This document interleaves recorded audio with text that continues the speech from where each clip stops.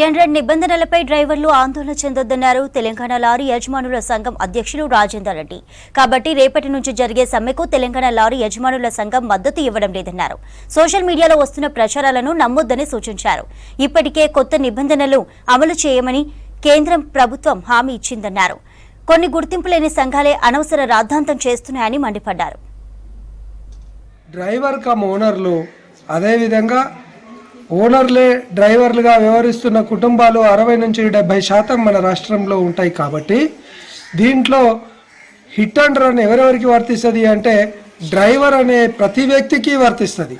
Motor cycle నుంచి ముఖ్యమంత్రి driver అయినా, మంత్రి డ్రైవర్ అయినా, కలెక్టర్ డ్రైవర్ అయినా, ఎస్పీ డ్రైవర్ అయినా, పోలీస్ డిపార్ట్మెంట్ అయినా, ప్రభుత్వ రంగ ఏ సంస్థలైనా అదే కేసు వర్తిస్తుంది. కాబట్టి ప్రధానంగా ప్రత్యేకంగా మనమే ఓన్లీ లారీ డ్రైవరే ప్రత్యేకంగా ఆందోళన చెందాల్సిన పరిస్థితి లేదు.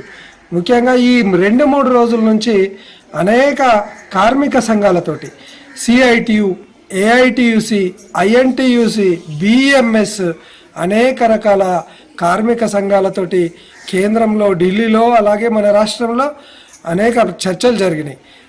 ముఖ్యంగా 2 తారీఖు, ఈ నెల 2 తారీఖు మన ట్యాంకర్ డ్రైవర్స్ ఏదైతే ఆందోళన చేసిరో ఆ ఆందోళన కారణంగా కేంద్ర హోంశాఖ ప్రధాన సెక్రటరీ గారు ఎవరైతే అజయ్ భల్లా గారు ఉన్నారో వారు ఆల్ ఇండియా మోటార్ కాంగ్రెస్ విజ్ఞప్తి మేరకు అదే రోజు ఆల్ ఇండియా కాంగ్రెస్ ముఖ్యులను పిలిచి ఆ రోజు వారు అజయ్ భల్లా గారు ఒక హామీ ఇవ్వడం జరిగింది.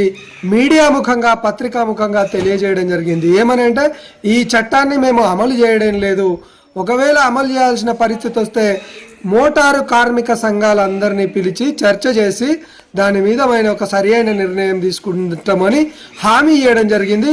All India motor Congress president కూడా మన అందరికీ చెప్పడం జరిగింది.